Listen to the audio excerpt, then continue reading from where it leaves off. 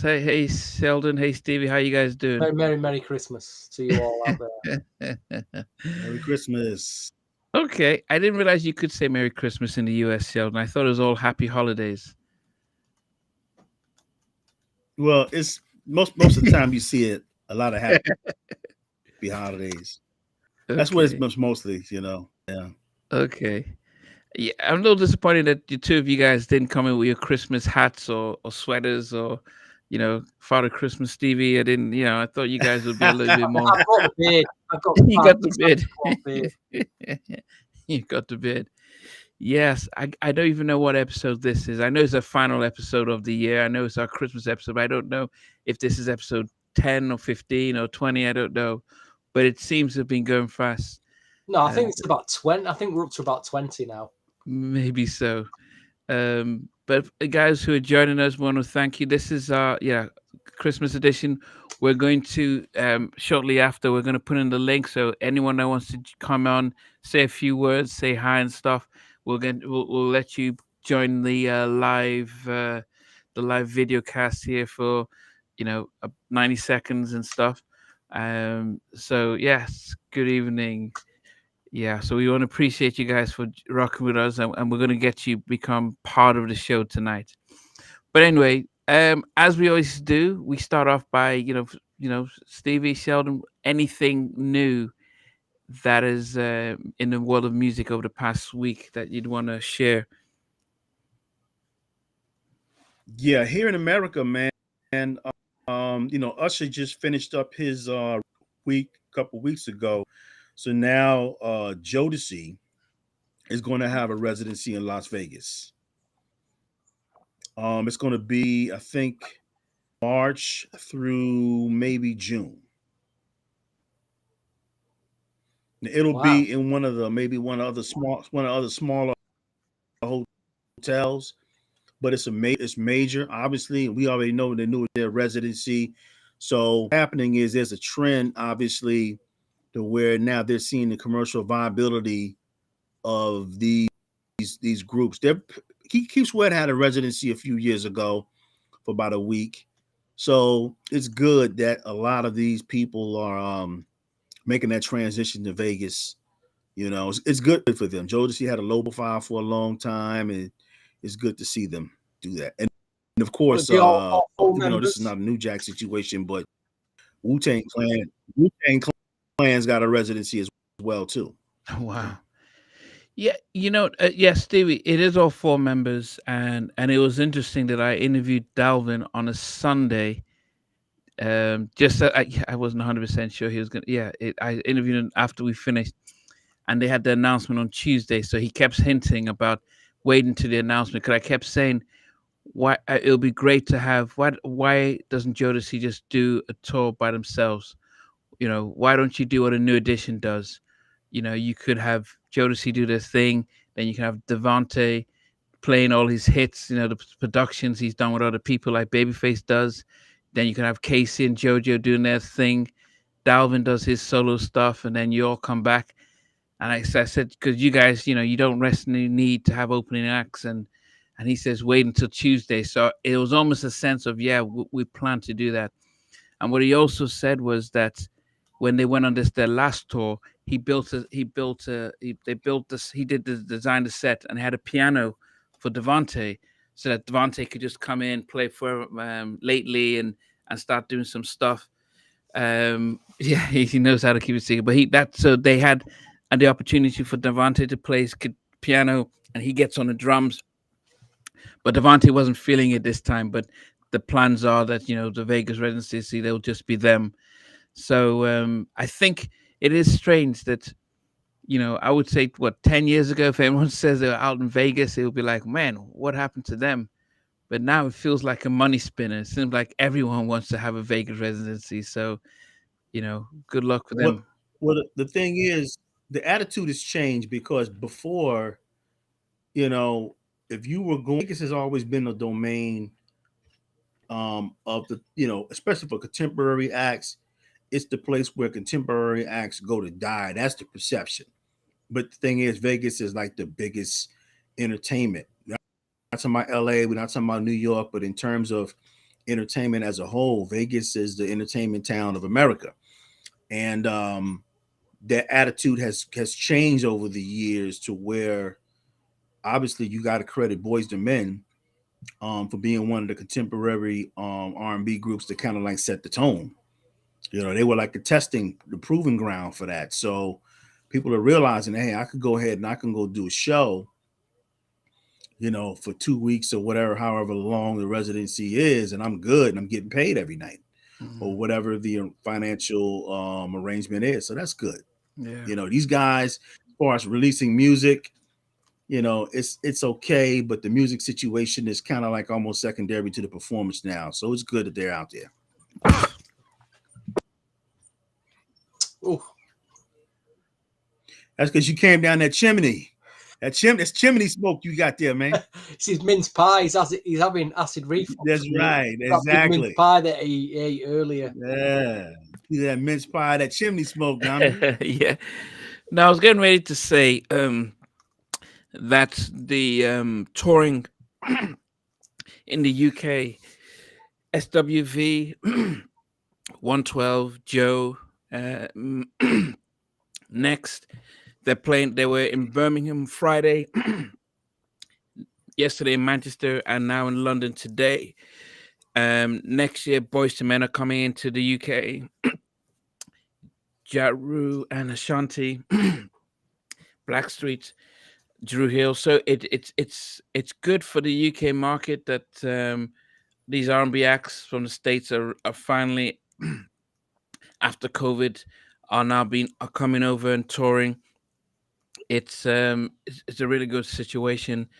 I I know I haven't gone to see any of them since they've been coming over, but I'm just glad at least that the R&B is getting the kind of attention here in the UK that it deserves. So definitely looking forward to that. Okay. Anything else just before we start to invite our community to come on board? Okay. So what is that? Is that Simone Biles or is it okay? Samara Joy's Joy. new Christmas EP. Okay. Who's that? Who is she? She signed to Verve. I think we have kind of mentioned her before in a few podcasts, but she's like a jazz singer. She's got an incredible voice. But if you're gonna get a Christmas record this year, well, we're nearly at the end of the year. I'd highly recommend this. I noticed she performed at the Apollo in Harlem. I think it was last week. Was it? Mm-hmm. I've never been there. I'd love to go. Yeah. But I'd highly recommend that. And I'd recommend this as well. Gregory Porter has released, it's called Christmas. Okay. What's it called? Christmas Wish on Blue Note. Again, there's a track featuring Samara Joy on here as well, but it's very Nnamdi, you like Nat King Cole? This is as close as it gets, really. Yeah, I seem album that. Yeah, it does look like Simone Biles. Get yourselves in stores and get yourself a yeah. So someone else did. Yeah, it did look like Simone Biles there. Um, who is the Select Global? He said, yeah, missed the female group stream, but wanted to get in. The climax is the greatest female group of all time. Does anyone agree with that? Well, maybe join us live, Mr. Select or Mrs. Select, and we'll talk about that later. Yeah.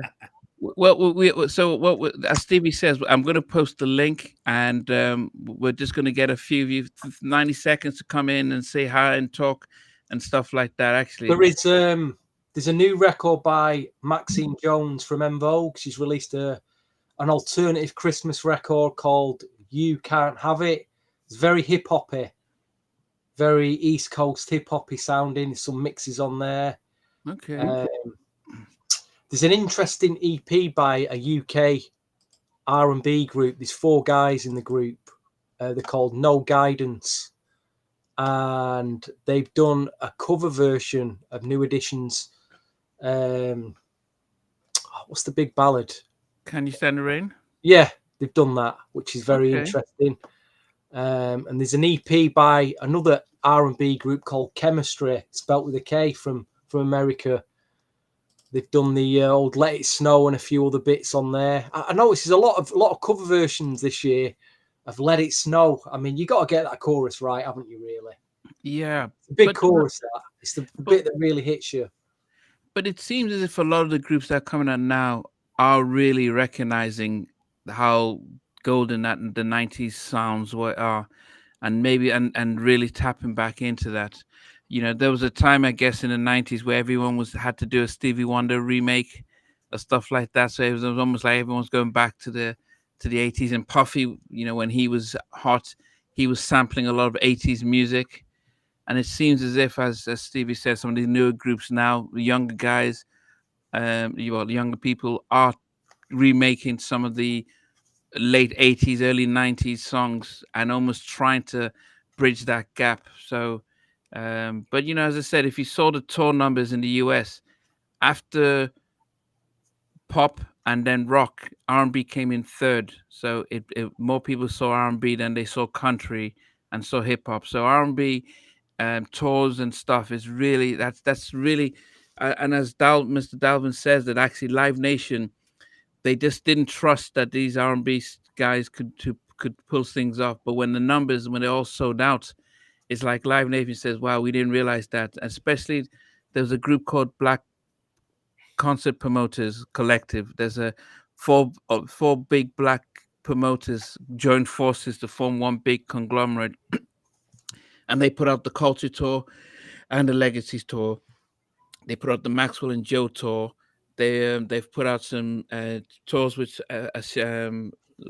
even Anita Baker.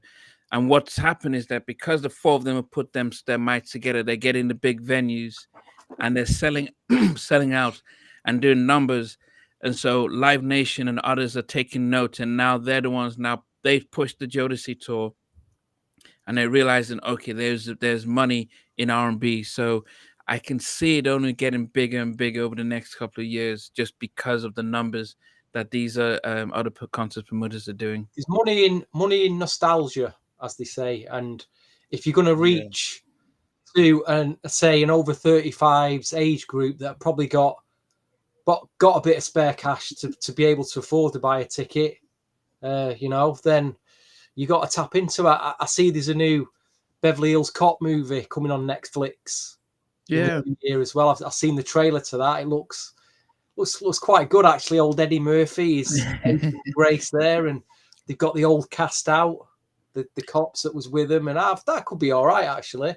But just again, I was drawn into the Yeah. nostalgia factor of it. They got the logos up from the 80s, and that's what Yeah. we're seeing I mean, it. hopefully they do. Yeah, hopefully they'll even get a soundtrack. But what you're saying is true that the over 35s have the disposable cash and they want to see their acts. So R&B made with hip hop was only about 4% of touring, and this is on Billboard magazine. So this isn't a bias. So Billboard magazine released the data. So hip hop that seems to be dominating the charts, less than 5% of the concert goers went to see a hip hop concert. R&B was Well, 15.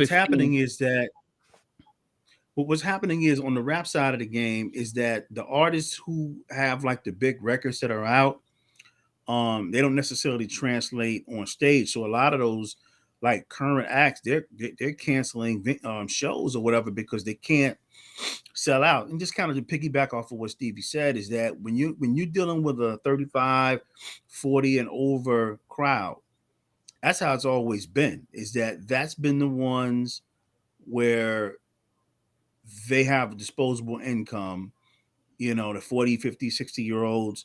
And it's less about, they've kind of aged out from buying the music, a lot of them. Mm. And it's about the touring. So now, remember now, this 90s music is the equivalent, like what you said, Nnamdi, is the equivalent of what 70s music was, maybe the people my age. Now, the people who are, their parents were listening to 90s music. Of course, there's the 90s music fans. So that outlet there, like you said, shows that there is a market for it. And Live Nation has always been funny about that. Charlie Wilson talked about how he would approach Live Nation as a backer, and they would tell him is that he wasn't big enough because Charlie Wilson was playing like the mid-sized theaters. He wasn't doing the arenas, and they were telling him that he wasn't big enough. So it's like a system that they have in Mm. place to where you have to.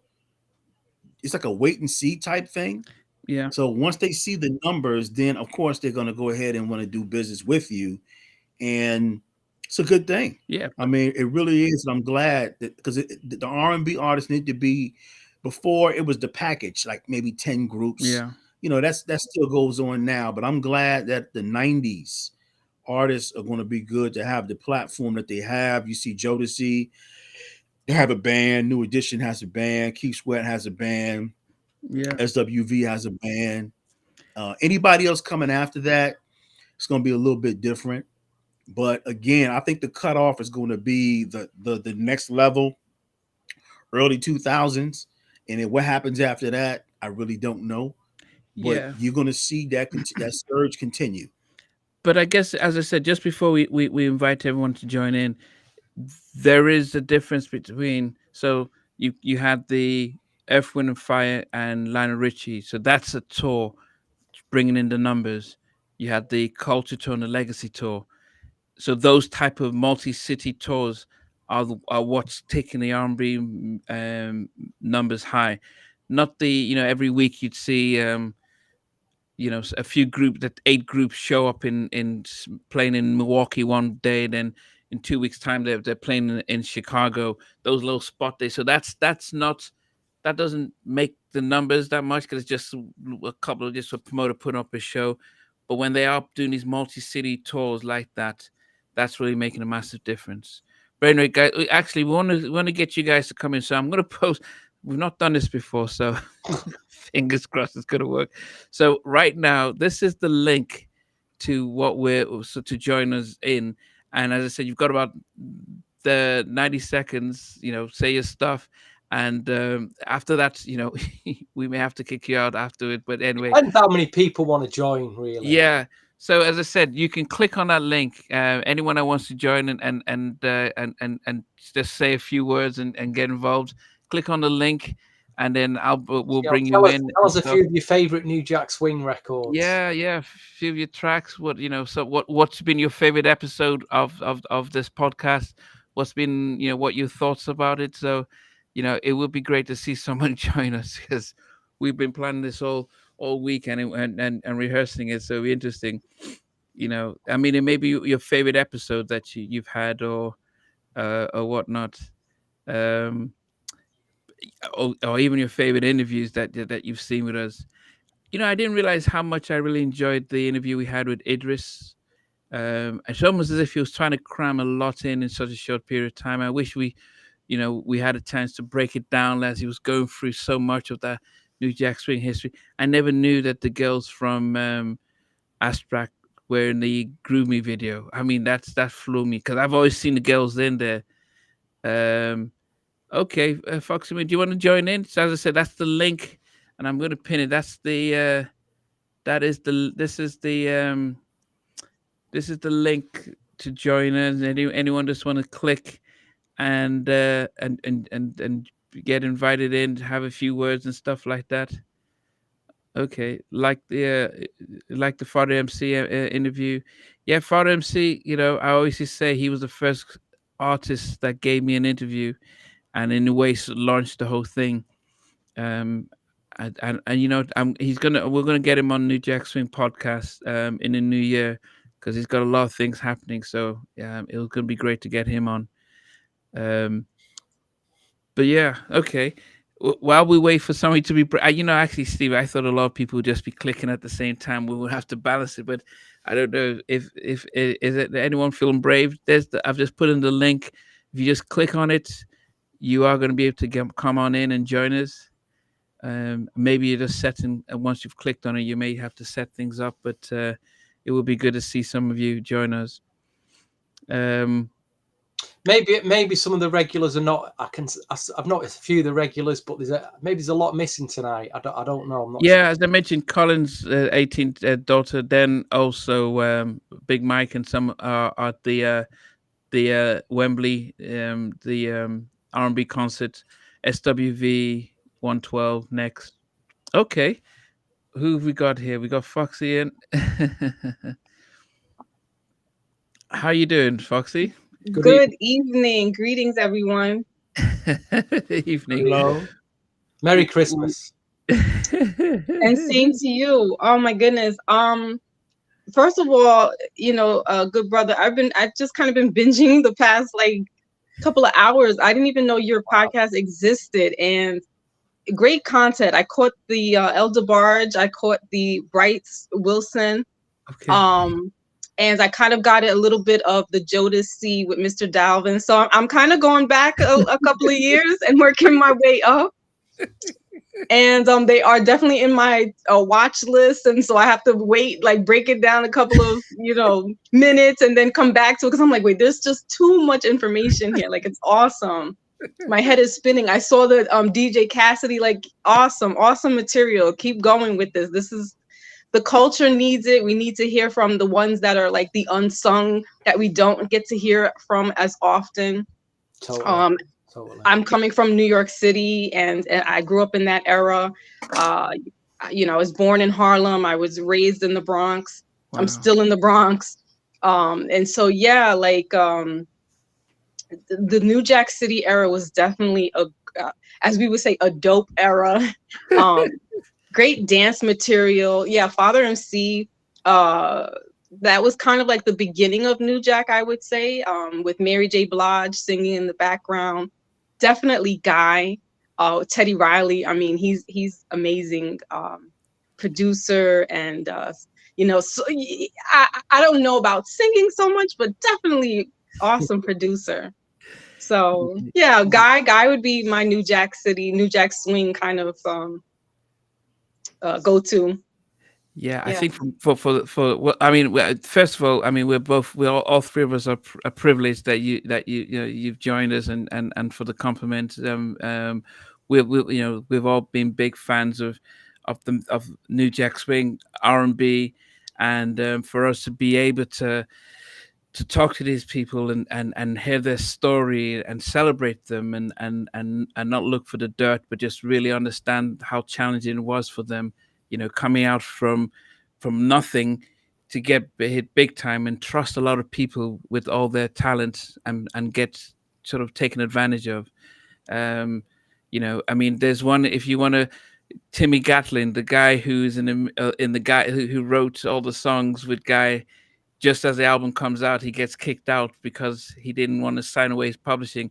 He was the one interview that I've had that actually almost, it almost floored me just to listen to that. So, yeah, I mean, and all three of us, Teddy Riley is our favorite producer, although in our top 10 list, we kind of had things differently. But anyway, he is our favorite producer. So we're privileged that, you've been watching and supporting us. Yeah, I mean, it's amazing work that all you gentlemen are doing, and again, to the people that we don't hear too much from, I love that you're highlighting them. Yeah, and the ones that we do hear, we see more in mainstream, but like just to hear the stories is awesome, and and growing up in that experience. I mean, I'm 47. And so, I was a little thing, but my mom, we would play R&B. So I listened to that. I had also, Hispanic influence as well. So Hector Lavoe, Santana was playing in my house, like Saturday mornings. Like when you'll hear some New Yorkers say that, like my mom would put on the music on Saturdays to start cleaning. And yeah, that's what we were listening to. And then we had WBLS, which is one of our major radio stations, that would play a lot of the R&B, before Hot 97 and before Kiss FM kind of went more into the hip hop genre. WBLS, Frankie Crocker, Ken Webb, that's where we're hearing a lot of the R&B, a lot of classics. And then they started playing like what we would call hip hop, or it was really rap.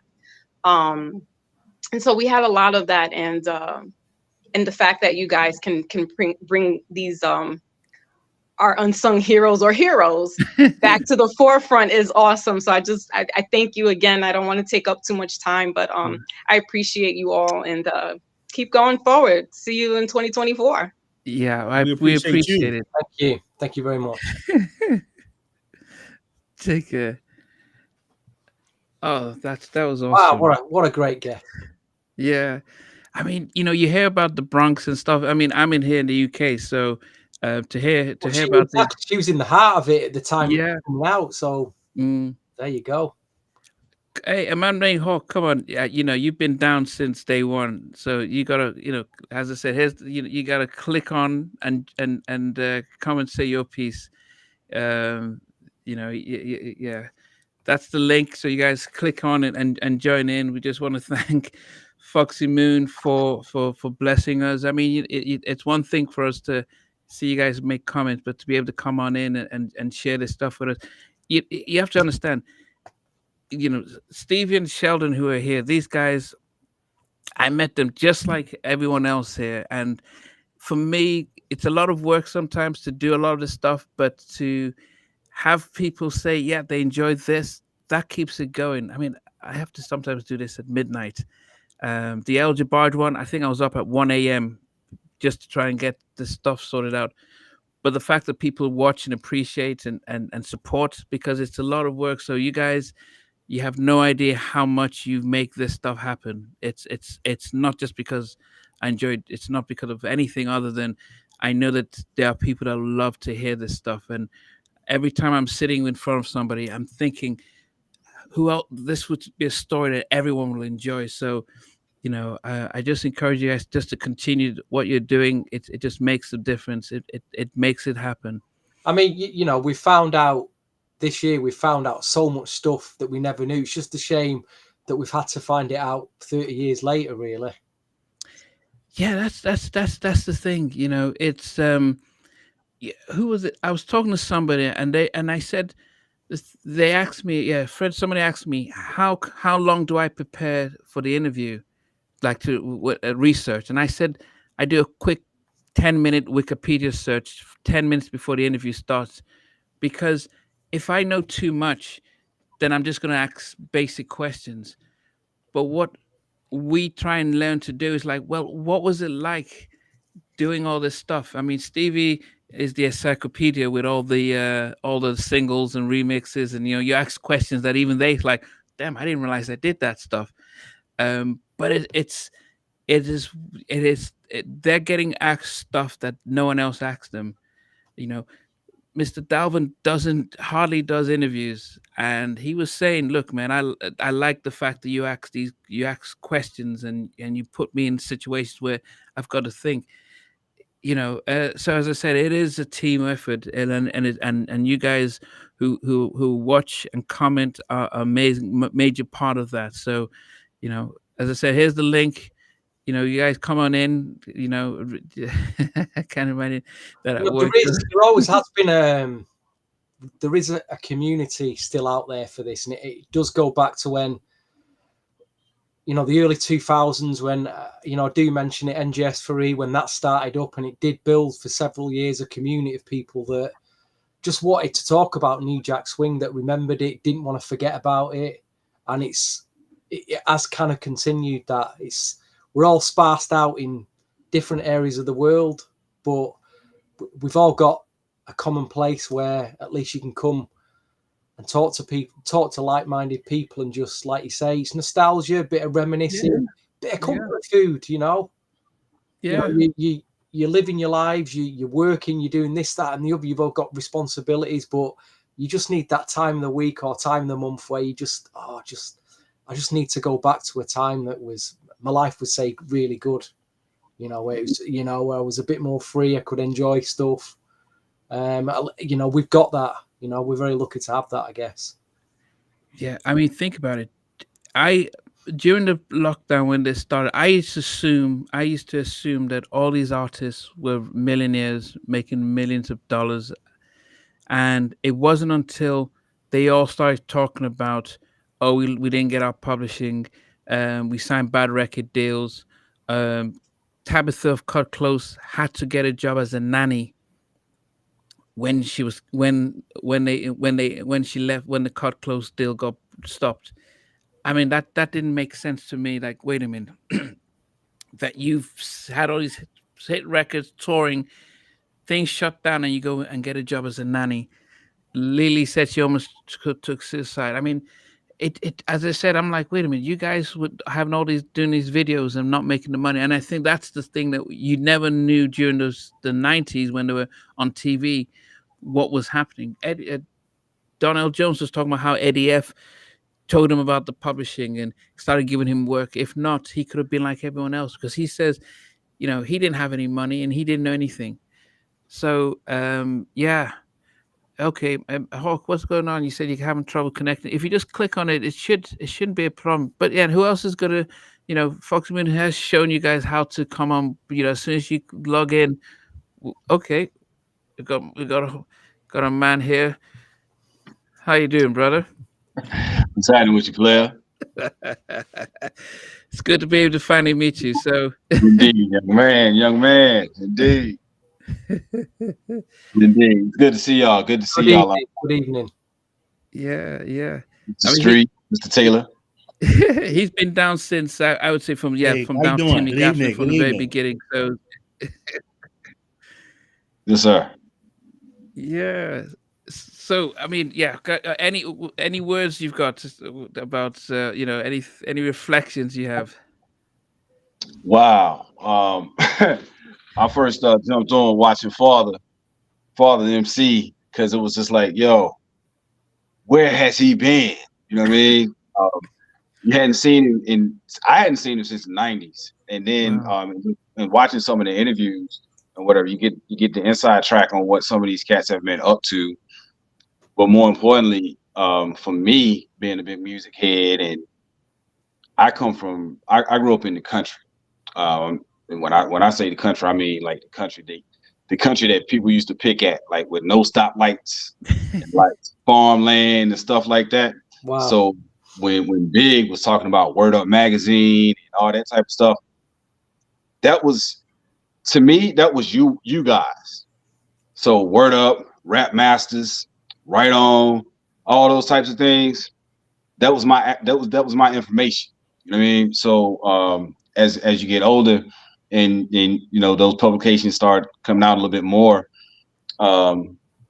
where I told you your interviews fill in the blanks of where Jet fell off, or Source didn't ask these questions, or some or interviewer they just didn't ask these questions, or the artist might not feel comfortable enough to answer the questions that the interviewer does ask, and for whatever reason, they'll come on your show and they're comfortable and they just start talking, and then it's just like, oh, I remember when I read about this part in, say, a Sister to Sister magazine. I don't know if y'all remember that back in the day, but Yes.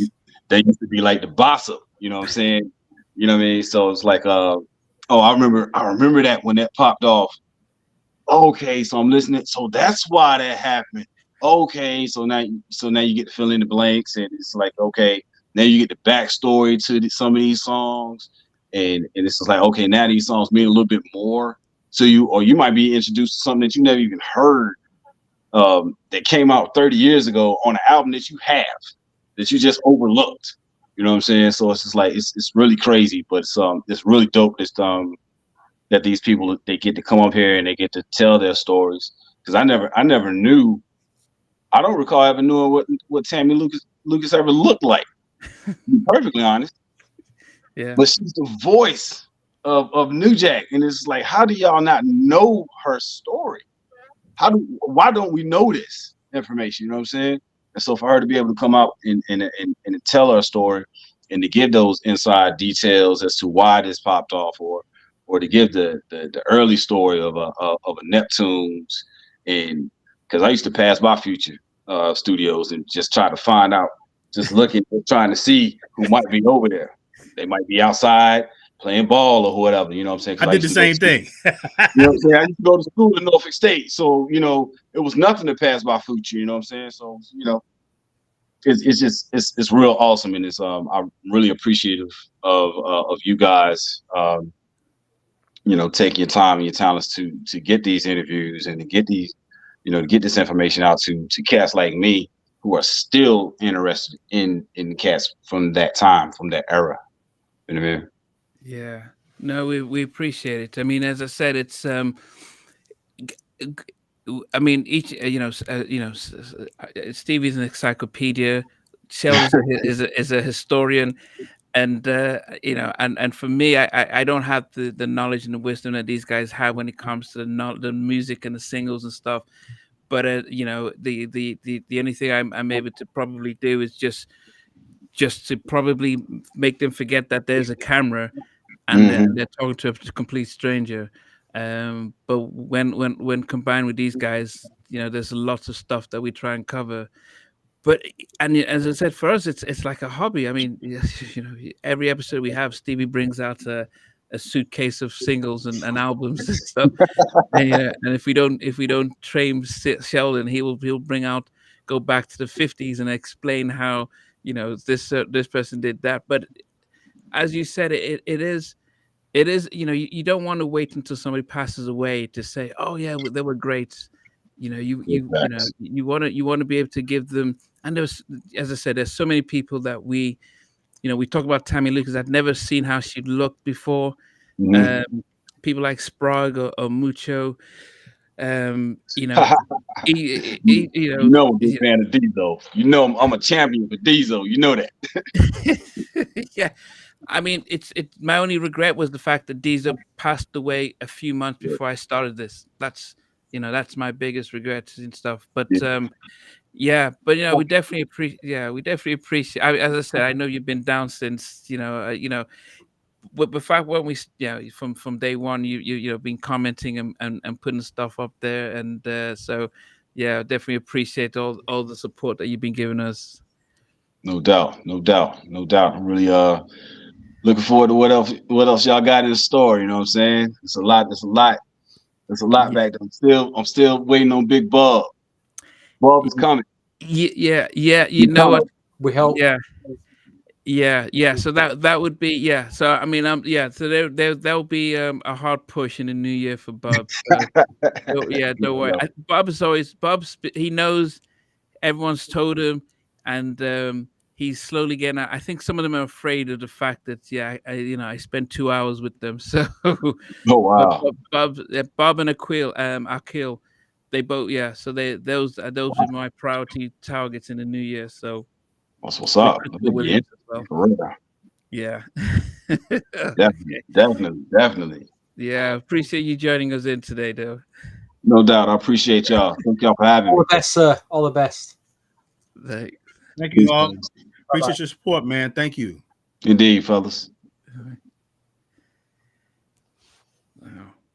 Another great guest. Yes.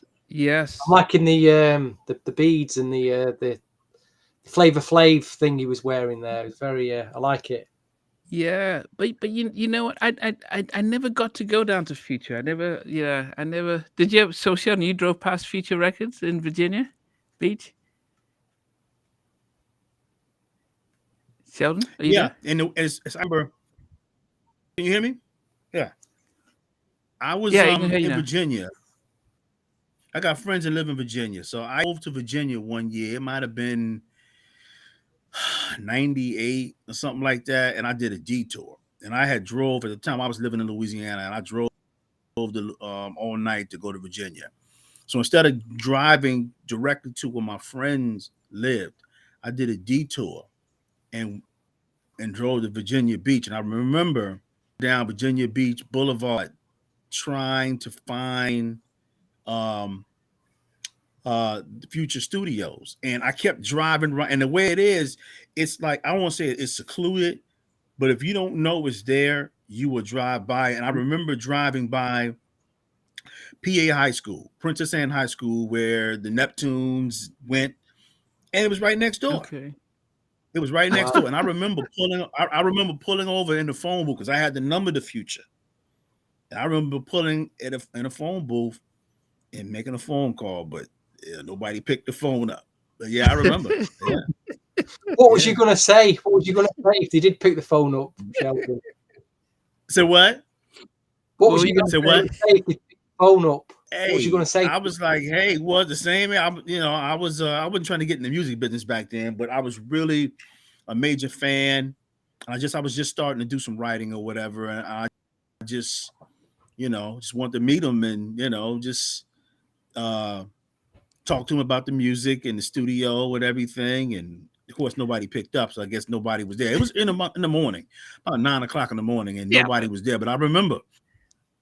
yeah. I remember writing to Teddy to wish him a happy Merry Christmas back in 93, 95, and I got a card back from Future Studios saying Wow. Merry Christmas to you, and it Wow. had the half face, how the Teddy, the little man stuff. I The don't know how. logo? Oh goodness, Yeah. I cherished that card. It was like this was my piece of history. I cherished it. Guys, we've had Funky Moon and we've had D Hawk, a man named Hawk, join us live. Everyone else, as I said, this is the link. Just click on. Okay, who we got here? Got somebody else. Wow. Yes. Hello. Guys, How are you doing? It's interesting because I'd seen your comments. I thought you was a guy. Oh, oh my God. Yeah. Because Wow, that's a revelation. yeah. You hit us with those comments or whatever. No, who told you I'm not a bloke, actually? How you doing? We're blessed to have you on. Can you hear me still? Yeah, we can hear you. Oh, well, no, I'm not a man Of course. for now. Well, it's lovely to see you all again. And really lovely to speak with you guys. I really love your program. I don't know how I've managed to get on it, really, because it's quite hard. But as soon as I started following you guys, YouTube, I started all the algorithms, and I'm getting everything 90s R&B. This is really, really good. And there's this Japanese guy who's recorded all the I'm not from the US, so I don't know what it's called, but there was some sort of soul program from back in the days. He's recorded them all and just playing them on YouTube, so that's wonderful. So yes, thank you so much. I love the interviews. I love the way you interview, and especially during this time where you get so much trash during the interview, so much gossip, so much who slept with who, etc., etc. I just love all the interviews. I love the way you listen to people. They're a bit heartbreaking when you hear about the business aspect of everything, how people get screwed over and over and over. And I'm from the industry. Well, not from the industry, but I'm a lawyer and been a music lawyer for like 20 years. So it's a bit sad, but still enjoyable. And also lived mainly in the UK and France. I'm in France right now because my husband doesn't speak English very well. And and as I grew up in France, it was really, really, really hard to get anything R&B or New Jack. And it was like, you have to be Jen Bond's mate to really get information, to get the videos, and they were super quality. They were like burnt again and again and again and again. And so yeah, it's really, really cool too. And I was very, very small as well. The reason why I'm not as, I'm not too old, so I had big brothers. So I really got interested in what they were listening to. So I really, really got into it, but I was very small still. So I'm very happy to get the hindsight and to hear everybody tell their story, because in my time, those people were like untouchable, unreachable. They were like, from another planet doing great stuff, It's like the Motown days. Like if you hear that Diana Ross grew up in the projects, I just couldn't believe it. For me, she came from another planet, and that's it. So yeah, I just love it. I just enjoy it. I have a lot of work, but usually on Sunday evening, I've got my own computer here, and I'm just like typing stupid comments and just doing work. It's really fun. Yeah.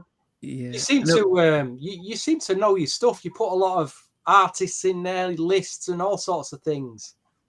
Yeah, I'm crazy about music. I'm totally crazy about that time. Not so much about New Jack Swing. Like the up tempo stuff is really, it's not too much. I like the mid tempo, minor chords type of, 93 to 97 music. But Guy, I don't know them too much. New Edition, I didn't know them before. Home Again. I knew the artists individually, and I love Belle Biv DeVoe's Hootie Mac.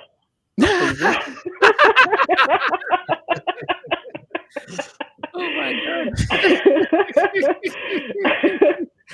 I love that again.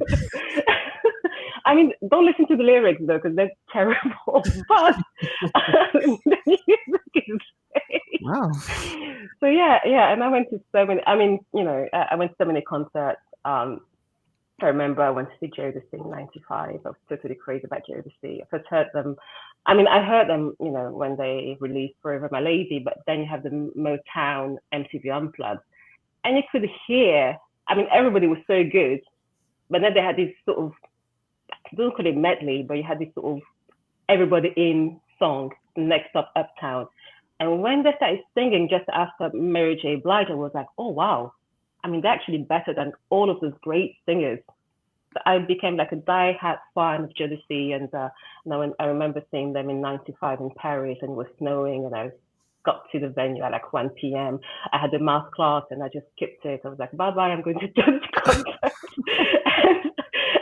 And I was waiting in the snow for like hours and hours with my friends. Wow. And then when I got back home, I had like no voice whatsoever. That was totally crazy.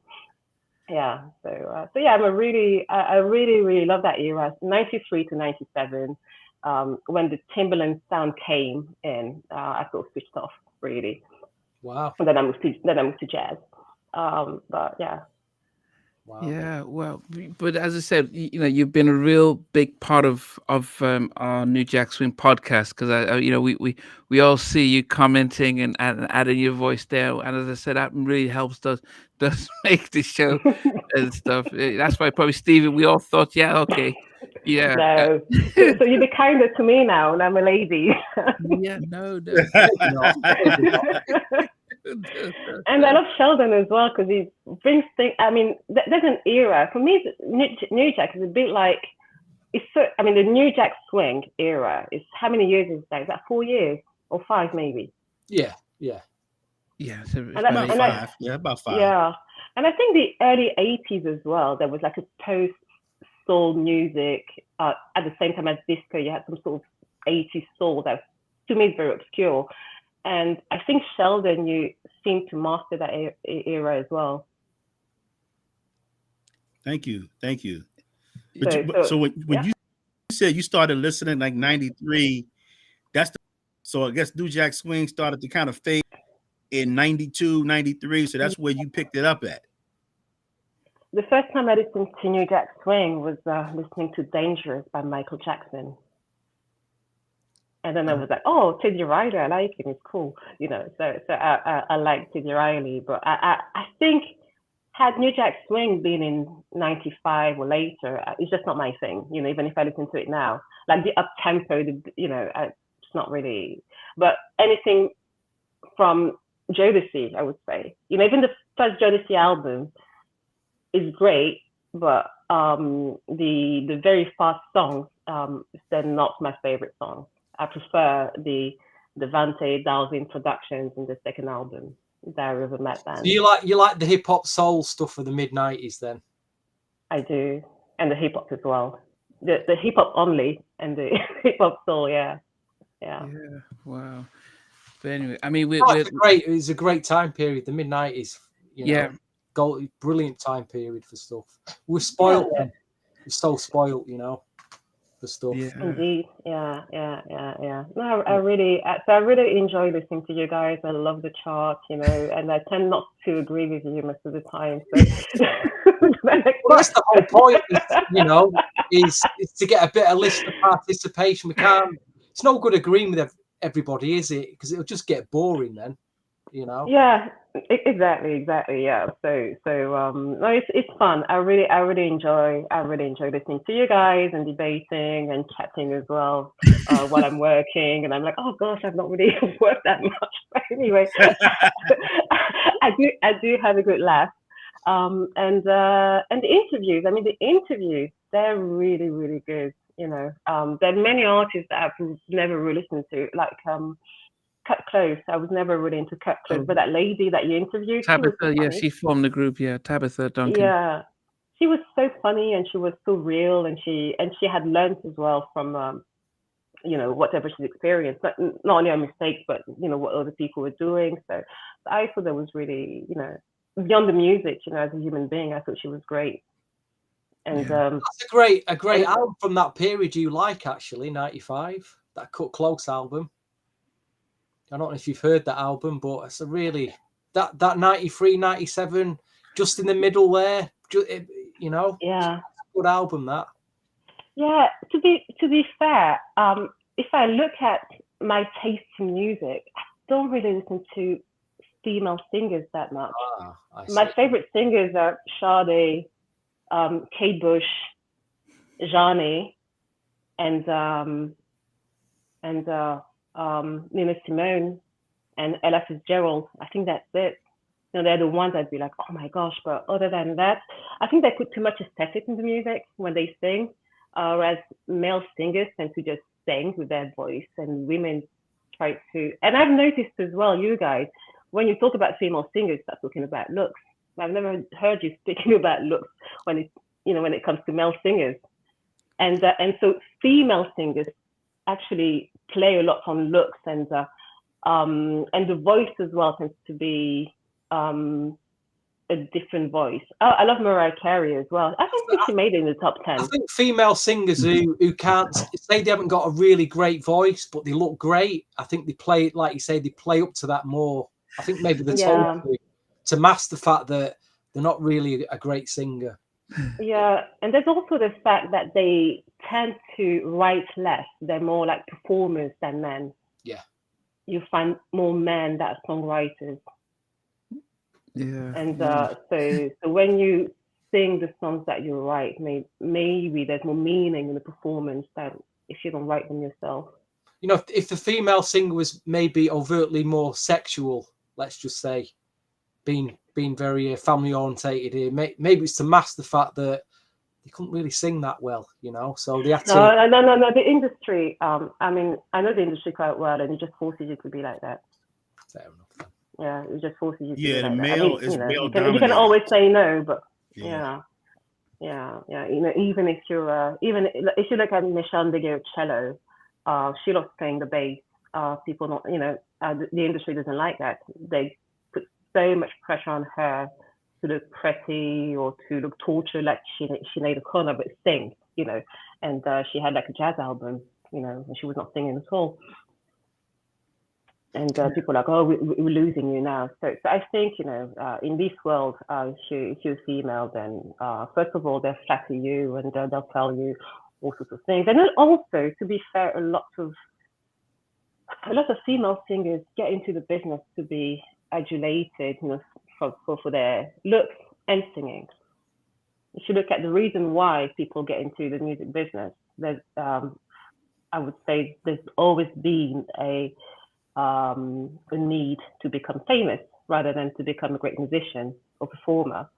But the thing is, the only way you could become a great musician or performer was, you could be famous to be a great musician or performer back then. That was the that was the gate.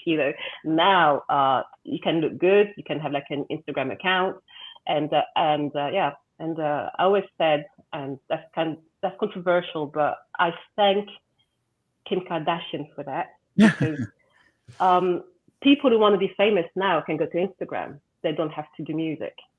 Okay. So people who love music can now do music. Yeah. Goodness. I mean, we appreciate the fact that you've come on and actually that you're part of our weekly little gist and stuff. And yeah, as I said, in the new year, we've got another lot of weekly, bi-monthly group of top tens, and we're going to be disagreeing and going back and forth. But the show is always made up of us who are on screen and you guys who are off screen contributing to, and so we definitely appreciate that you came over. May I have a query regarding the top 10s though? Could you like narrow the scope to a music genre? Because we have like a top 10 for New Jack, and then you get some like 60 singers somewhere. Yeah. Then you get Madonna, you know. Madonna, yeah. At Oh, yeah. number one. If we had to tell you, it was you. We're being told off here, guys. We're being told off here. It was you that said about Madonna. Yes, I remember now. Goodness. We appreciate No, I'm just joking. It's funny. It's all fun. Nothing serious about it.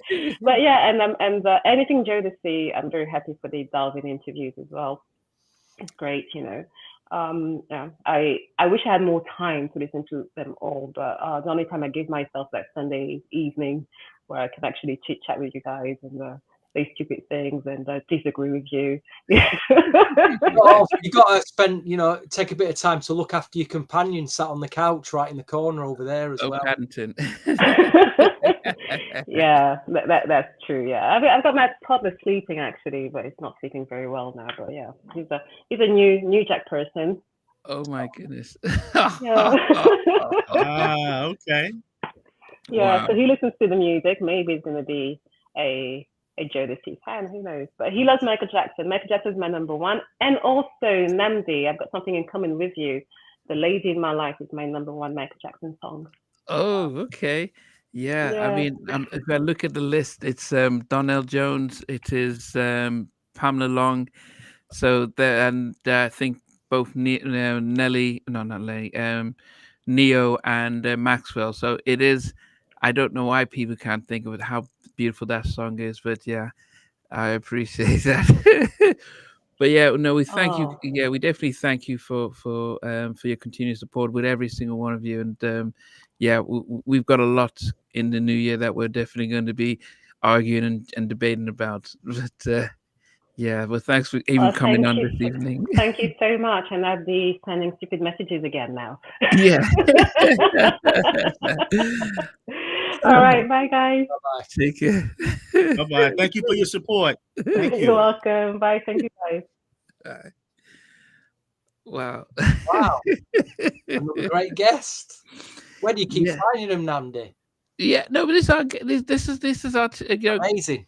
Absolutely amazing. yeah. I mean, I think sometimes I think sometimes we just forget. And as I said, yeah, we'll put up our list of what we're going to be doing next in the new year and stuff. But definitely, I found a great Christmas CD, the Soul Train Christmas Starfest. Okay, Found who this was on it? on my shelf. It's a compilation. It's got Boys to Men on it, Let It Snow. It's got some Luther Vandross, Every Year, Every Christmas. Simone Hines, As Yet, En Vogue. Natalie Cole, Immature. Stevie Wonder, New Edition. This Christmas, It's All Over the World. James Brown, Kirk Franklin, and Johnny Gill. Give Love on Christmas Day. You can find it. When did this come out? 1997. Wow. Okay. Soul Train compilation of Christmas. So it must have been the artist who actually came on Soul Train to perform those songs. Well, it's the studio versions. It is the studio versions, but possibly, I would have. I don't know if all these artists actually came on Soul Train and did these, but it's just a good Christmas compilation that I found. I don't know. I mean, I've not done much Christmas stuff this time around. I know Brandy had a Christmas album that came out. I don't know how well that did. Yeah, it's strong. It's a strong set. It's quite short, but it's good. Yeah. Okay. Anyone else wants to join on? Just click on that link where that's been pinned and come on in. Just your favorite male singer did. Sheldon did an incredible Christmas album in, was it 1987, 88? Alexander O'Neill. No, his favorite is Teddy Pettingham. Oh yeah. Yeah. He's released That's a Christmas. Teddy Pendergrass. He's just part of Christmas album actually. Yeah, he re-released some songs. Yeah. I saw them on Instagram. Speaking of Brandy, Brandy's currently in the Christmas movie on Netflix. She's What's it acting called? in. That Oh man, I can't remember the name of it, but when you go on Netflix, you'll see a picture. She's all like right. the star. Yeah, Wow. yeah. Yeah, I did see it. I did see it. I think let me see Christmas movie. Christmas movie Brandy. It's called Best Christmas Ever. Yeah, that's what it Um, is. Yep. Mm-hmm. yeah. So yes, Best Christmas Ever. But yeah. Anyone else wants to join on in? It's been I can for actually, it, I can recommend you a good Christmas movie. Actually, it's shot in London in the UK. It's called Last Christmas. The soundtrack is predominantly Wham and George Michael, but it's okay. really good. It's a bit of a tearjerker movie at the end. I won't give it away, but it's on Netflix. It's called Last Christmas. Really good film. Okay. Is it a new film? No, it's been out a few years. I actually I went to the cinema to see it about 3 years Okay. ago. But they have put it on Netflix. I hope it's still there actually, because I can watch it Oh, again. 2019. Okay, 2019. Yeah. Okay. Yeah. It's I hope we're gonna get some music, some soundtracks, especially as you mentioned that Beverly Hills Cop 3. I mean, I'd hope that they would. I mean, yes, Stevie, you were talking about the Color Purple soundtrack. Oh yes. I mean, have you listened I've to not. that? There's 37 tracks on it. How do you Wow. get through 37 tracks? I mean, the only real track that I had time for was from the Afrobeat show, which is produced by Dark Child and features Okay. a new upcoming artist called Constance out of Lagos. She's an amazing talent, young talent. But that had like an 37 tracks. Afrobeat feel to it. There's some Mary J. Blige. There's a Mary J. Blige track on it. There's some Usher. There's all sorts of stuff on the soundtrack. It's a lot to get through. Yeah. I mean, one reason you could be happy that they're coming up with a soundtrack, but I think that's 737. That's quite a handful of songs, though. I mean, you could have too many. I think that's one of the things I didn't like about the 90s, the mid 90s, was that they started having 15 tracks on an album. It was just like sometimes you could be overkill. That's why I loved the late 80s, where it was like 8 to 10 songs, and it was like, just make them. So Well, 37 seems like a lot. it's interesting. I mean, there's a new for fans of Nicki Minaj, for example. There's a new Nicki Minaj album on the online streaming version. Is 22 tracks, which is what you'd expect. But they've released a CD. There's only 10 tracks on the CD from it.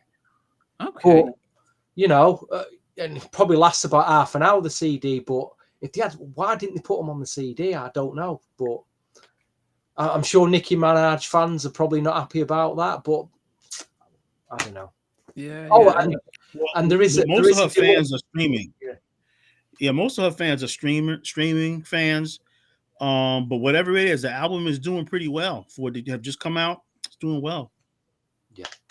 And the interludes in the mid-90s were quite useless. Get the comment in there from our last guest. Yeah. I enjoyed some of the interludes on the first Jodeci album. You know, the one where they're in the phone booth. I kind of like that interlude. Okay. Do you remember that interlude where they're talking to some... He's trying to ring some girl up, and then you get the operator, and then it goes into the track My Phone. I thought that was quite a clever interview, but then you get like H-Town's second album, and you're getting like 10 interludes. Like, oh, it was by about 1995, it was interlude overdrive, wasn't it? Yeah, I just didn't like it. That's why I said I loved the 112 debut album. No real interludes there. I mean, I don't know why. I think the reasons why they had 16 songs on an album was because you couldn't copy those albums because it was the size of them. I just think they were putting too much stuff on them. Maybe in a year's time, when we get really desperate for an episode idea, we could do our top 10 interludes. No, top 10 interlude tracks. Yeah. Yeah. I think Jodeci, Dalvin said that they are in the midst of starting their biopic, and there is a hint that they may start recording new music around around that time. Okay, who we got here? Who we got here? Oh, got a Yeah. new guest. Wow. Hello. Yeah, how Hello, you sir. doing? Hey, Hi. Yeah. How you guys doing? Good evening. Doing well, doing well. doing So, what well, name? doing What well. I know Yeah. you're Tony, but what name do you go by on YouTube? That if we've seen you. New Park, I guess. New Park. Okay, Yeah, okay, yeah. yeah. I mean, have you been watching us for long?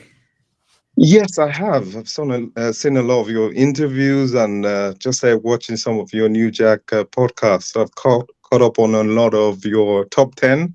Okay. Some, some have been interested. Yeah, no, we Yeah. appreciate it. We appreciate it. I mean, as I said, what you would notice is all three of us. You know, Stevie is a New Jack Swing encyclopedia. Sheldon is an R&B historian, and I'm just in the middle of listening to both of them and trying to just be provide unique and stuff. But yeah, I mean, as I said, what's been your favorite thing that you've seen or watched or Yeah, the new edition one was quite good, of okay? course. And I think the top male and top female? They've all been good. They've been all been bringing back memories when going through the list and some of the stories. Like I said, especially where we with New Jack, of course, with Teddy. Mm, I've been a Teddy fan for years. Because I originally from Nigeria, so in Lagos, it was I think from '88 where I heard what was it, Groove Me, mm, so what used to happen, I had a brother who was in the States. He's about 6 years older than me. So he used to send CDs back to me in Lagos. Wow. So I had sometimes he'll send like 14 CDs to me immediately. So I was like an encyclopedia with all my friends. So uh, checking all the credits of the CDs, I'll see Teddy, Teddy, Teddy. Oh, okay. yeah, And of course, his name was being called out on the on Bobby record. Brown track, yeah, Yeah. all that Was track. there any So it's like, okay, like nightlife spots back in Lagos back then that were actually playing that stuff? I don't know if you can remember or that you went to or. that time I was a bit too young Okay. for the nightlife, but it was just really me sitting down at home and just listening to CDs at home. Then also, my dad was he was a child entertainer. He had this business and he had a couple of DJs. I don't know where they were getting all the LPs from, so it was just LPs entertaining. So that was another conduit for music for me. So it was just a house full of music. So I Wow. was like the go-to person for music. Uh, Mm. so it was happy times, and yeah, so catching up with you guys just brings back a lot of memories and a lot of all this music that you talk about. It's Yeah, I mean, like quite good. yourself. I mean, yeah, my parents and I went to boarding school at Ijaniki in Lagos, Ah, and during the early '90s, there was you go to house parties and they're playing somebody for me or they're playing yeah, in the heat of the moment and you're just going crazy and then guy in my fantasy was teaching Teddy Riley and then he was yeah, doing yeah, so I was like that's how I got into Teddy. I'm talking about back in Nigeria, like who's this Teddy Riley stuff yeah, and that's how I became hooked on anything he did. He's the one person who has been elusive to come on, but there are reasons why. Maybe because, yeah, as I said, there are reasons why he hasn't come on yet. But he's been very much everyone who tells him to come on, he has said not yet. So it could be 2024, but yeah, we're all massive fans of him. Yeah, I loved House Party. Yeah, we had we yeah, had lots of house parties in Nigeria. I actually remember that House Party soundtrack was massive when I was because yeah, somebody will have a party and they'll be playing all this stuff. And that's why I told Dalvin that the Jodeci album, the New Jack tracks, My Phone Doesn't Ring and all those were bigger tracks than the Forever My Lady and stuff. yeah, But, yeah, yeah. yeah. They were, Are and you still in Lagos now? No, I'm in London now. I'm in Oh. London. I actually just came back from a concert in Wembley with Oh, SWV, how was and that? yeah, Coco can sing. She can still sing. God. So it's good. It was good. Some were better than others. 112 were okay. Next were better than 112 to me. But Coco SWV stole the show. Wow. Wow. Yeah, good. Yeah. Well. Oh, yeah. It's a pity I hadn't. Yeah. I mean, I didn't get to see. Get to meet. 'Cause I'm in Kent, so to get down to London to meet up with them in person, not this chance. But it's good to be able to. I've seen Coco. See, Coco's got a new lease of life with her singing and stuff. So yeah. But definitely, I mean, Tony, we're definitely appreciated that you've discovered us and you've Yeah.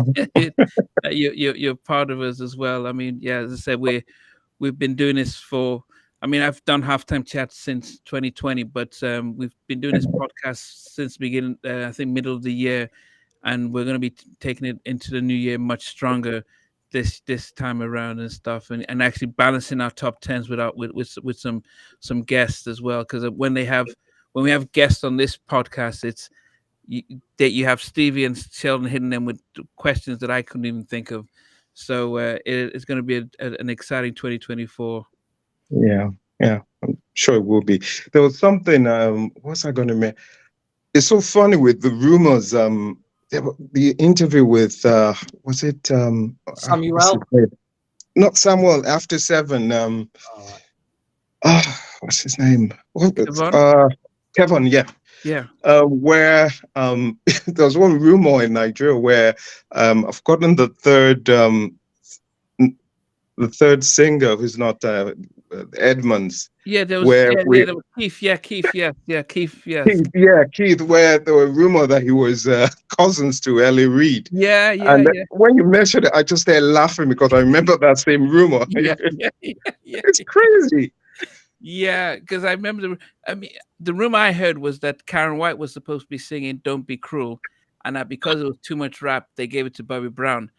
And Karen and Daryl Simmons says no, that wasn't true, but that's how rumors spread. Yeah, but it was the thing. I'm thinking, are you guys cousins? Is that? And they said no, but it fit the narrative and stuff.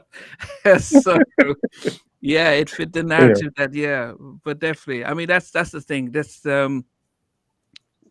we all love this stuff, and we love that we've got an opportunity to talk to these guys. Good. Yeah, it's nice catching up with you guys. Yeah. Well, but also thanks for letting us know about the concert because that's disappointing with 112. Coffee Brown are coming out. They're coming out with a new album. KG's producing it, so then they're going to come on the show. That's good. And then also we'll get next. Yeah, so they're going to come on once they get the music together. But yeah, I know Coco still can sing. It's a pity about next 112, but it's good to at least to know that you've just come from that. Yeah. Okay. All right. Good. Thanks a lot, Tony. Yeah. Okay. Bye. Thank you. Have a good Christmas, sir. Thank you for your support. Appreciate you listening.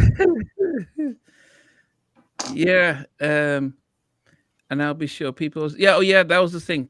That was nice to hear that in Nigeria. There, he was rocking with the New Jack Swing out in Lagos. Yeah, but that's what I said. We you think about Afrobeat is about tempo and beats and stuff, and that's how New Jack really was. So that's why it was very big and popular back then. Yes, DJ All Day, are you going to come on and say a few words and stuff? But it's been. I mean, I love the fact that he just came back from the concert, so that means they've finished, and that's a little early. The beige room of Elvis Shaw and Keith Sweat. Yeah, but as I said, what 37 songs for Color Purple. That seems like a lot. Interludes. Well, the reason why there's a lot of songs on there is that there's a lot of songs on there that are like tied into the movie, and then there's some other contemporary records on there. That's why it's so many. Then. To fit 37 songs. Yes, it's a fairly long movie. It's a fairly long movie. Yes. Yeah, I don't know about how the original one was kind of long. Well, do you think it'll stand up to the original? You know, because Yeah, I know the original one a is lot my of people top. hold that original to their heart, don't they? That's my top 5 movie. That's the What original one, and so I'm what I think yeah. Well, the thing is that this is there. I guess you're right, and of course, when they do a remake of a lot of these films, they kind of find a way to streamline the movie to where, because the other one was very drawn out, very dramatic or whatever. So obviously, um, Oprah's at the helm, so they'll find a way to kind of renew it and it's cast it very well. But I was looking at the track list, and obviously there are a lot of songs on there, some skits or whatever that are kind of like direct tied into the movie, the performance of it, and then of course there's a lot of contemporary songs or whatever. So I guess it's their way of trying to balance out and bring in a contemporary audience. But yeah, that's a lot of music though, you know. Well, they asked the movie's based on the Broadway play, so they created a Broadway play from the book, Mm-hmm. and so then the Broadway play is what they're doing the movie on. So they're not remaking the original Color Purple as it was. They're doing the play, which had all the songs and the singing in it, and that's supposed to be it. So, somebody reminded me because I was like, "Oh, I didn't want a remake," and somebody had to be very clear to point out that actually it's not the remake of the Whoopi stuff; it's a remake of the play which Fantasia starred in. But as I said, for somebody like me who is my top 5 movie is The Color Purple, it is going to be hard for me to watch it. Um, but I may give it a try. But I'm afraid to watch it and just have a very different heart of it. I noticed that Bobby Brown's Getaway has been trending on a few social media platforms this week. I wonder why. I wonder why that is. You know. Yeah. It is. It definitely is. It's Hey, definitely. what a coincidence, you know. Yeah, but I must say though the fact that R&B and I could only speak for the last 20 years. It didn't so since the last 3 or 4 years. It seems to be a lot more back in mainstream. This the fact that people are a lot of the other platforms are interviewing R&B acts. They are, Tank has got his show, Questlove has got his show. Who else who does these interviews and stuff? But it seems that the space is being provided for R&B acts, legacy R&B acts to come in and share their story and reminisce. And it seems if there's acknowledgement. Actually, you know what, we've not given them the space that they deserve, and so that can only be good. It's not about competition; it is about celebrating this genre that we have. New Jack, not as much. But What anyway, about do we remember any New Jack style Christmas records? I mean, TLC seemed to do a pretty good one, didn't they? Was it Sleigh Ride or Sleigh Bells or something? was that part of the LaFace Christmas album? I think so. Yeah. Okay. Yep. That's the one. Yep. And there was okay.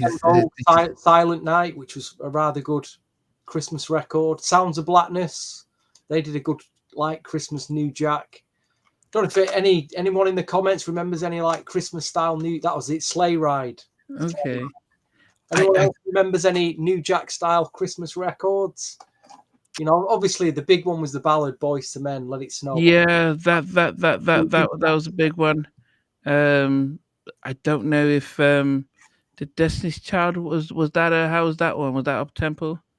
Yeah, they did quite an up tempo one. Yeah. Mary, did she have I know Mary had one. Yeah.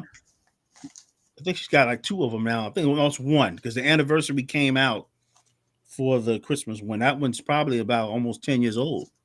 Okay. I don't know how this guy creeps into my Christmas list. The Justin Bieber Christmas CD kind of fell off my shelf. I don't know what's going on there.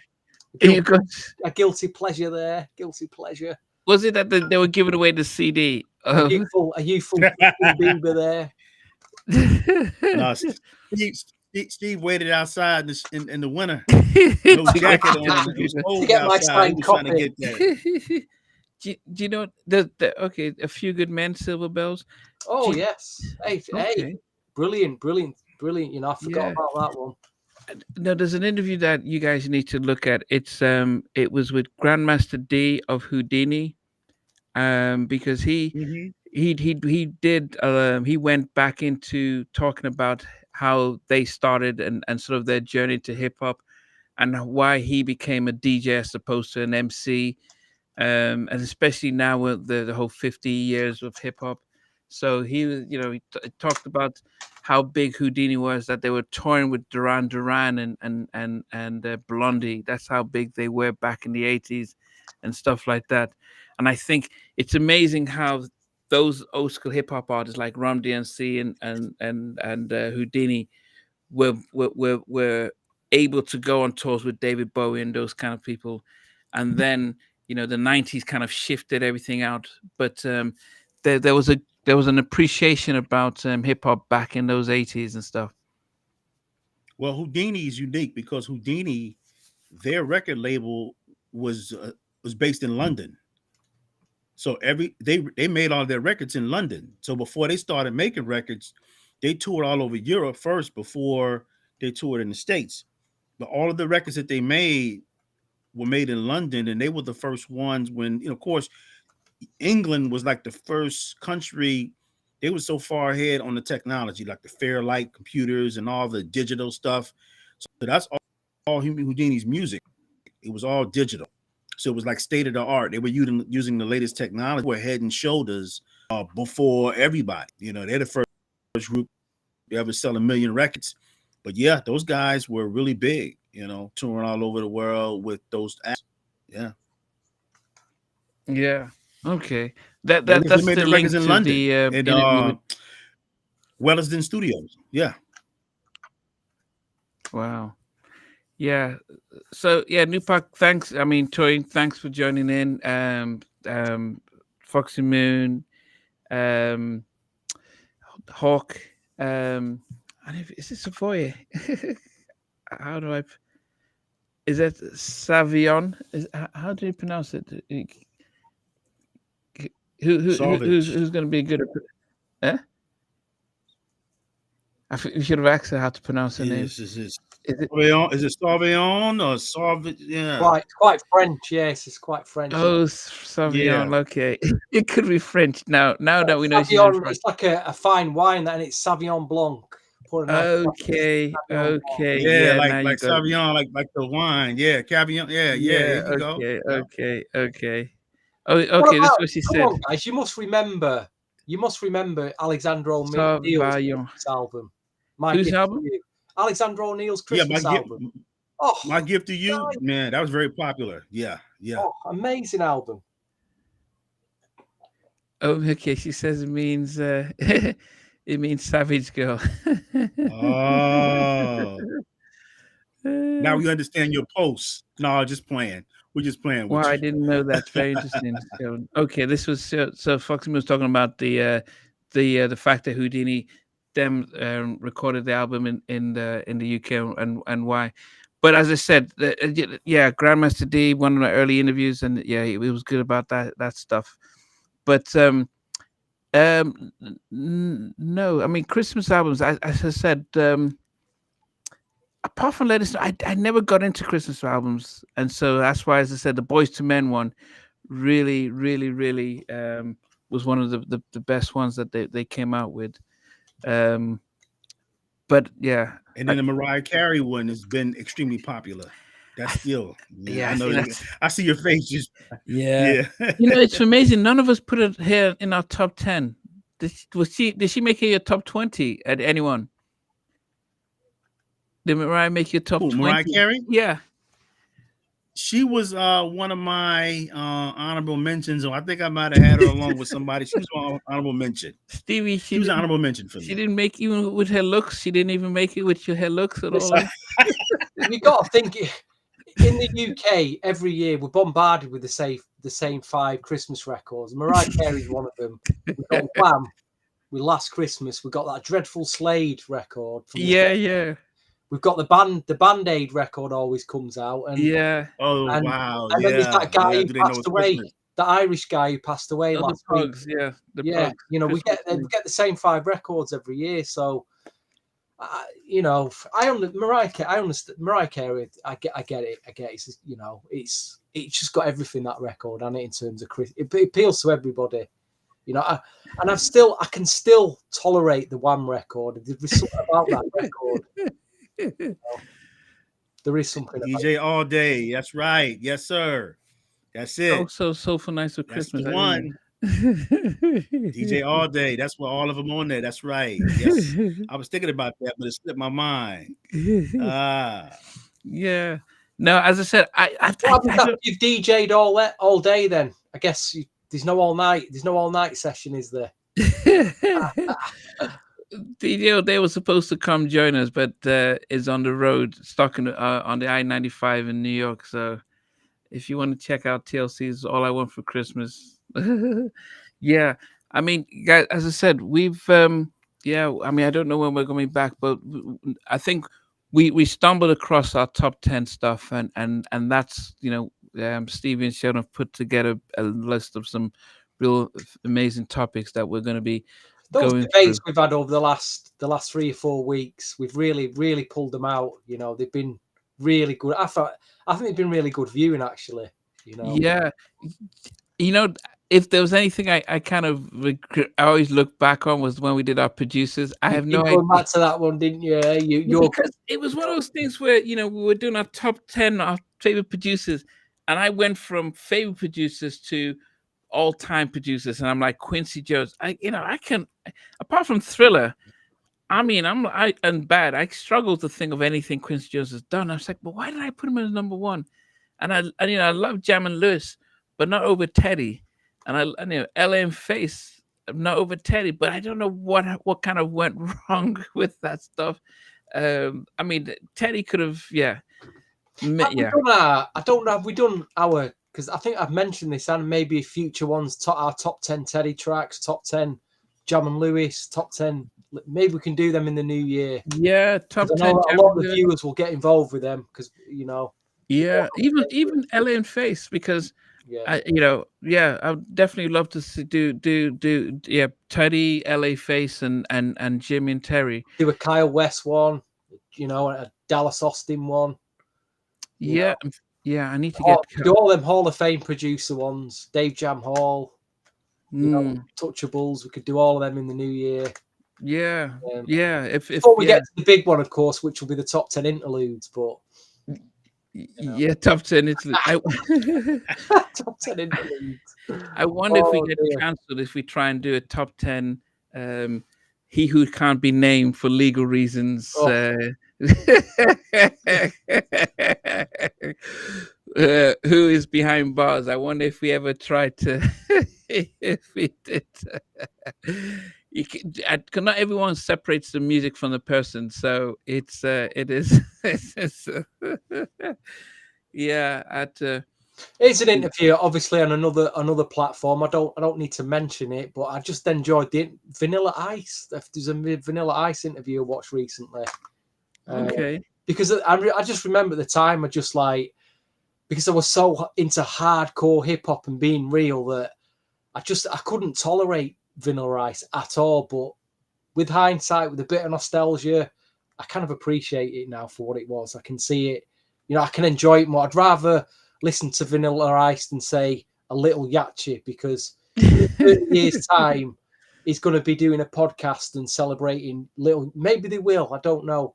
Maybe they've, you know, 30 years' time, there'll be a whole bunch community of people celebrating Little Yachty and Little Baby and Little this and Little that.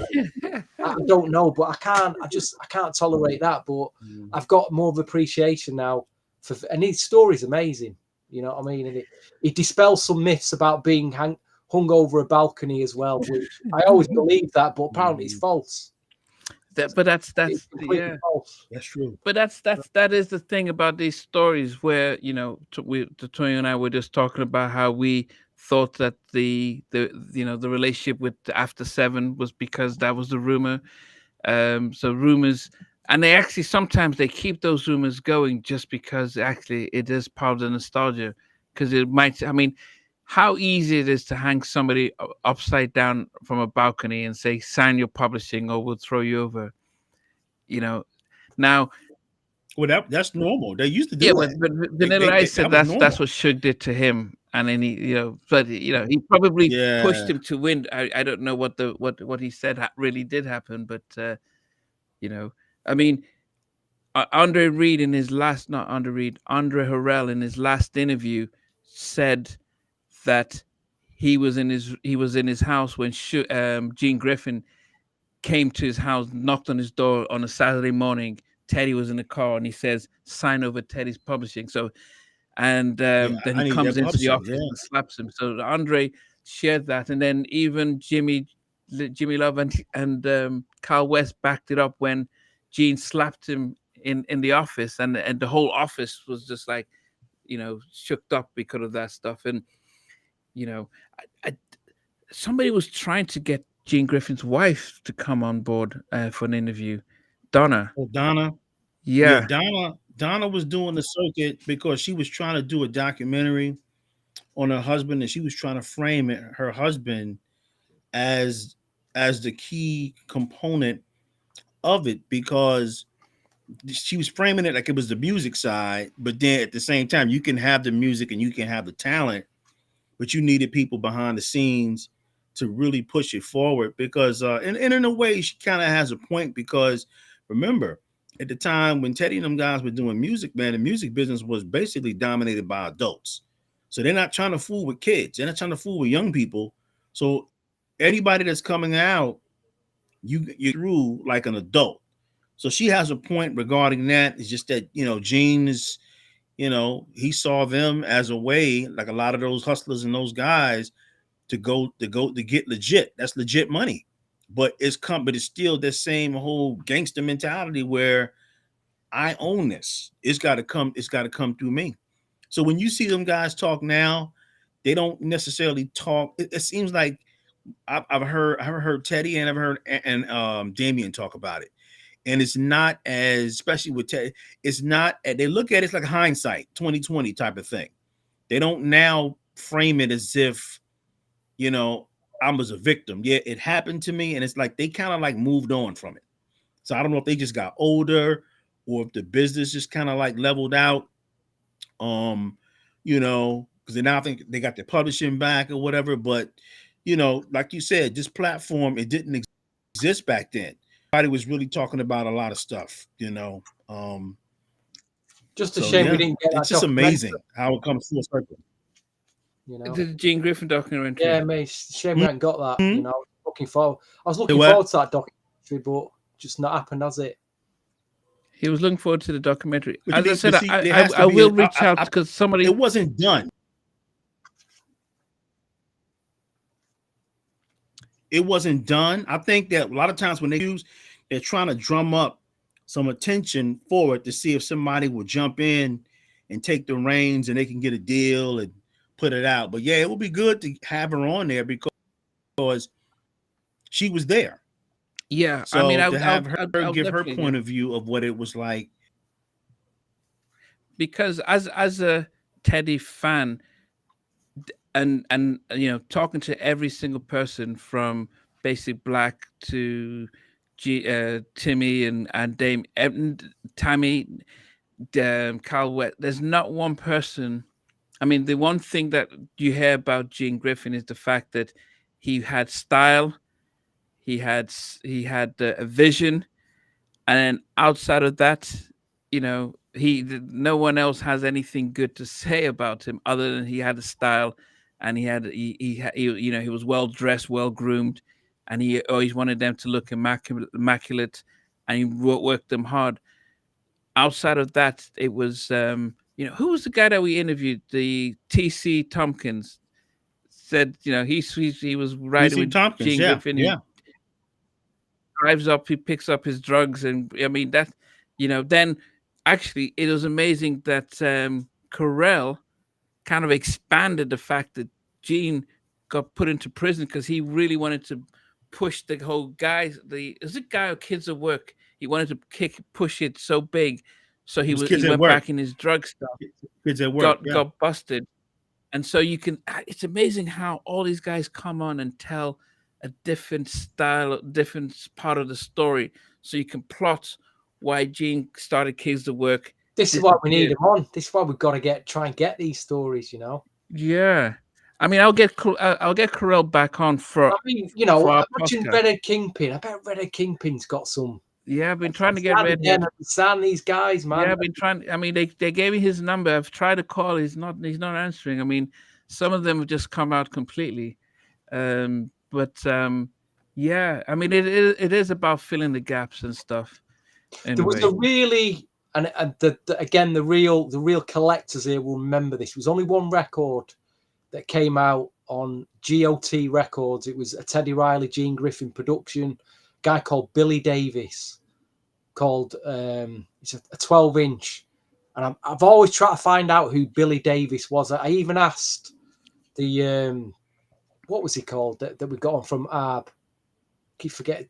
Idris. Idris. Yeah, I did put it, and I just remembers that. He remembers that record, but who is this guy called Billy Davis who was around that whole Gene Griffin thing? I bet he's got a few stories to tell. And he put out that was a great New Jack Swing record. Wow. You know, a lot of the hardcore ones will remember that one. They'll have that 12-inch. It had about 8 mixes. Teddy Riley, dub 1, Teddy's dub 1, Teddy's dub 2. Oh, bonus beats, per acapella, club mix. It was a real Teddy's dream 12-inch. That really. Yeah, I get it.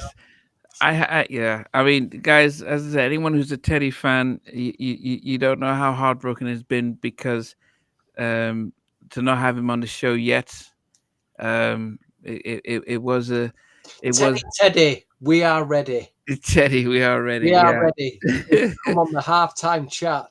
Yeah, tell your side of the story. Yeah, it's heartbreaking that he's you'll get all these nerdy questions like who was Billy Davis that you've forgotten about. Yeah, I mean, I goodness, I mean, that's the same things over and over. Jane Child, Michael Jackson, Guy, and Blackstreet. That's and Neptunes. But there's a whole, like you say, Sheldon mentioned that Starpoint album a few podcasts ago. That Starpoint album. Yeah, I don't think most people talk about Michael Jackson too much. Yeah, most people talk about the Michael Jackson stuff. They don't talk about the Starpoint. They don't talk about Abstract. He did a great album with Deja, James Ingram. Yeah, Deja. Yeah, Right. they don't. Yeah, I remember that James Ingram stuff. I remember. I was like, look at Teddy and his uncle there. I made the New Jacks. I mean, that when I came on, and he had, you're talking about. Tony's talking about seeing Teddy in the credit. When he came out that, and I made the New Jack Swing, I have got this. I just thought, okay, that's it. Now we need to just throw it down just to see. And he was it. Yeah, I mean, in that comment up there, did you offer Teddy dollars for the maybe we could get a crowdfund situation. Get $500,000 together for the interview. Yeah, I mean, they took a few dollars in each. Yeah, I think the biggest issue with it starting. I mean, there is a platform that pays the guest 20 to 50,000 to come on. Wow. Yeah, but what happens is you get guests who are sitting down there ready to answer any questions. Like, and that platform will start asking about what do you think about this and what do you think about Aaron Hall, what do you think? Because they're getting paid to up the views. So no, you can't set up a president to pay. But I think the biggest thing I would say is that I had no idea that Blackstreet and Teddy, the guys at Blackstreet and Teddy were not on speaking terms. That was the first thing. And when I had interviews with Blackstreet, I was surprised how much they were willing to share of their behind the scenes disagreements with Teddy, and I think Teddy word got back, and that has put me in a compromising position with that. So, but I think, and then also, as I said, you when you do have other guests, telling their sides of the story, like Timmy and stuff. It does, and yeah, other producers and stuff. So I think that it We was a may have had, before all that, you was probably on his Christmas card list, but now you're not, unfortunately.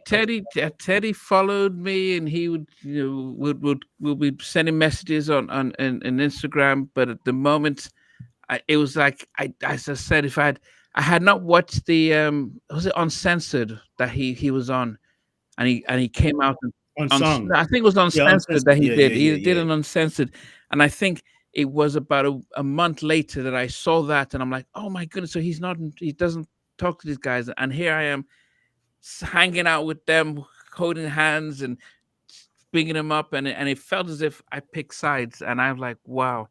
So that's been unfortunate. What well, prior to that show, for about maybe 2 years, he had went out with BS2. So he hadn't been fooling with them for a long time. And then again, it came about because of the rights of the song. I mean, the rights of the name. The name came up, Yeah. and Chauncey was able to get the name. And then, of course, that was a major issue. And I don't know if Grandmaster D went through the same thing with one of the Houdini members. Is that the Houdini name came up, and he got the name, Wow.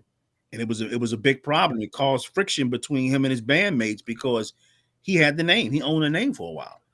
And of course, you already know the situation. Johnny has kind of cleared a lot of things up, but when the name came up, Johnny got the Of name, New Edition. and it caused problems for them Yeah. until they worked it out. So yeah, So that's probably why Teddy hasn't come on yet. Everyone but him has come on. So it's understandable, as I said, but these things will get cleared up.